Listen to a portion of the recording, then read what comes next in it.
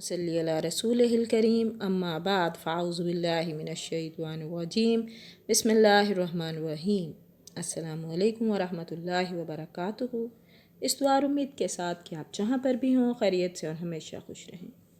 Today we will start سورہ نساء سے آج ہم اپنے سبق کا آغاز کریں گے، اور اس سے پہلے کہ ہم سبق پڑھیں اپنا دیکھتے ہیں کہ سورہ نساء میں کیا کیا ٹاپکس ہیں جن کو ہم آنے والے اسباق میں پڑھیں گے۔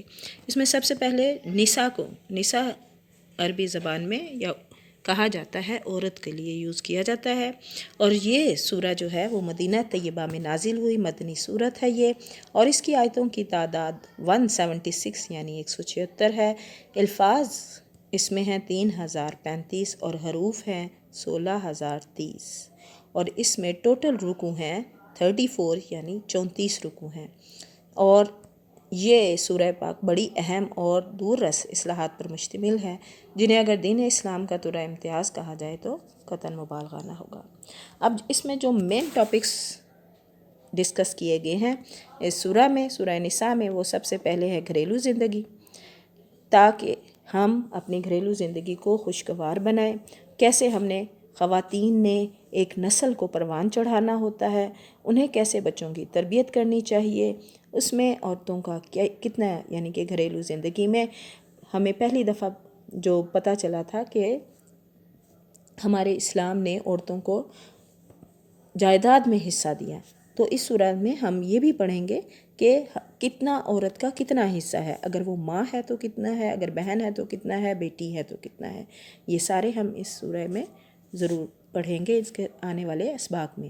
اس میں سب سے جو مین ٹاپک ہے وہ گھریلو زندگی ہے، اس کے بعد یہ 3 بچوں کے بارے میں بھی بات کی گئی ہے کہ بتایا گیا ہے کہ ان کی کفالت کیسے کرنی ہے اور ان کے ساتھ کیسا سلوک رکھنا ہے، عورت کا مقام کیسا ہے، کیا ہے اسلام کے اکارڈنگ، جتنی امپورٹنس، جتنی اہمیت، جتنی عزت و احترام اسلام نے دی ہے عورت کو، وہ کسی اور مذہب میں نہیں۔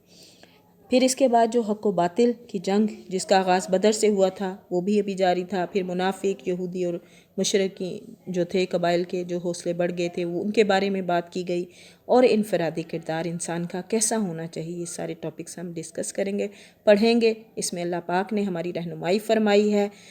پھر اطاعت رسول کے بارے میں بھی بتایا گیا ہے کہ ہمیں کیسے اپنے پیارے نبی صلی اللہ علیہ وآلہ وسلم کی پیروی کرتے ہوئے ان کے نقش قدم پر چلنا ہے۔ محققین کی رائے میں سورہ کے نزول کا آغاز جو تھا وہ جنگ احد شوال 3 ہجری کے بعد ہوا تھا، جبکہ 70 مسلمانوں کی شہادت کے بعد یتیموں کی کفالت اور ورثہ کی تقسیم کے مسئلے نے بڑی اہمیت اختیار کر لی تھی، اسی لیے یہ ٹاپک جو ہے وہ اس سورہ میں بیان کیے گئے ہیں، اللہ پاک نے رہنمائی فرمائی ہے مسلمانوں کی۔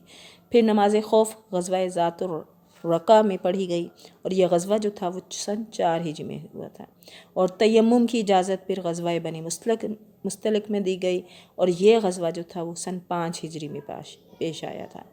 ان واقعات اور سنین سے معلوم ہوتا ہے کہ اگر اس صورت کا آغاز احد کے بعد ہوا تو اس کا سلسلہ نزول جو تھا وہ سن 5 ہجری کے اوائل تک جاری رہا۔ اپنا آج کا سبق شروع کرتے ہیں، پہلی آیت کا ترجمہ پڑھتے ہیں۔ اعوذ باللہ من الشیطان الرجیم، بسم اللہ الرحمن الرحیم، شروع اللہ کے نام سے جو بڑا مہربان نہایت رحم کرنے والا ہے۔ آیت نمبر 1 آف سورہ نساء۔ یا ایہا الناس، اے لوگو، اتقوا ڈرو، ربکم الذی، اپنے رب سے، الذی جس نے، خلقکم تم کو پیدا کیا، من نفس واحدہ ایک جان سے، اے لوگو اپنے پروردگار سے ڈرو جس نے تمہیں ایک جان سے پیدا کیا، وخلق منہا زوجہا، اور خلقہ پیدا کیا، منہا اس سے، زوجہا بیوی، وبث منہما رجالا کثیرا، اور پھر اس سے کیا کیا، اسی سے اس کی بیوی کو پیدا کر کے ان دونوں سے بہت سے مرد اور عورتیں پھیلا دیں۔ منہا زوجہا، اسی سے پیدا کی، یعنی کہ اسی سے اس کی بیوی کو پیدا کیا، یعنی یہاں حضرت آدم علیہ السلام سے جب حضرت حوا علیہ السلام کو پیدا کیا گیا، وَبَثَّ مِنْهُمَا، پھیلا دیا ان سے، رجالاً مرد، کثیراً بہت زیادہ، ونساء اور عورتیں، اور اسی سے اس کی بیوی کو پیدا کر کے ان دونوں سے بہت سے مرد اور عورتیں پھیلا دیں۔ واتقوا اور ڈرو اللہ سے، الذی جس نے تساءلون بہ جس کے نام پر ایک دوسرے سے تساءلون سوال کرتے ہو، بہ اس سے، والارحام اور رشتے ناطے توڑنے سے بھی بچو۔ ان اللہ بے شک اللہ، کان علیکم رقیبا اللہ تم پر نگہبان ہے۔ اس اللہ سے ڈرو جس کے نام پر ایک دوسرے سے مانگتے ہو اور رشتے ناطے توڑنے سے بھی بچو، بے شک اللہ تم پر نگہبان ہے۔ اب اس آیت میں ایک جان سے مراد ابو بشر حضرت آدم علیہ السلام ہے۔ خلق منہا زوجہا میں منہا سے وہی جان یعنی حضرت آدم علیہ السلام مراد ہے، اور پھر ان سے ان کی بیوی حضرت حوا کو پیدا کیا۔ حضرت حوا حضرت آدم علیہ السلام سے کس طرح پیدا ہوئی، یہ ساری چیزیں جو ہیں حضرت ابن عباس رضی اللہ تعالیٰ عنہ سے قول مروی ہے کہ حضرت حوا حضرت آدم علیہ السلام سے پیدا ہوئی، یعنی ان کی بائیں پسلی سے۔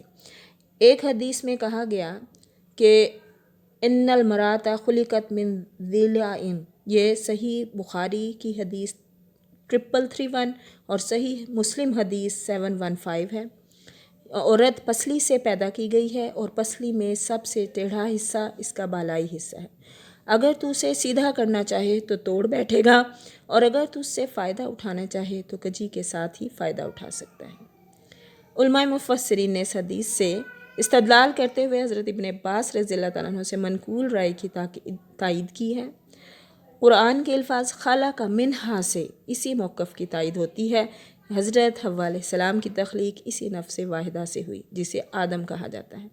تاہم بعض لوگ جو ہیں بعض لوگ پسلی سے پیدا کی گئی کو حقیقت کی بجائے تشبیہ پر محلول کرتے ہیں کہ یہ عورت کی طبیعت اور فطرت کے اندر جو کجی ہے۔